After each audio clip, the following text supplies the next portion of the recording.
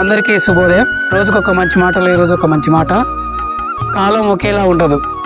ఇప్పుడు మనం బాధపడుతూ ఉండొచ్చు, కానీ మనం బాధ పెట్టకపోయినా సరే మనల్ని బాధ పెట్టిన వాళ్ళు ఏదో ఒక రోజు ఖచ్చితంగా బాధపడే రోజు వస్తుంది. అప్పటి వరకు మనం మౌనంగా ఉండటమే మనం చేసే పని, అంతే. అలాగే ప్రతి గింజ పైన ఒకరి పేరు రాసి ఉంటుంది అని అంటారు. అది నిజం. మనం ప్రతి తినే గింజ ఖచ్చితంగా ఆ గింజ వెనుక చాలా కష్టాలే ఉన్నాయి. ఎందుకంటే మేము చిన్నప్పుడు కళ్ళారా చూసినాం.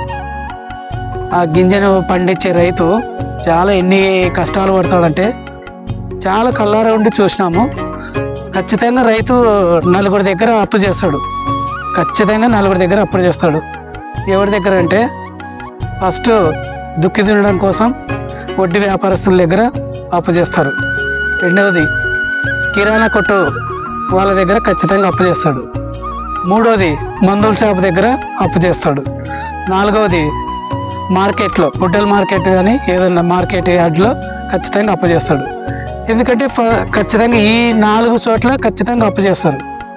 ఈ అప్పులు కూడా ఎలా ఉంటాయంటే ఫస్ట్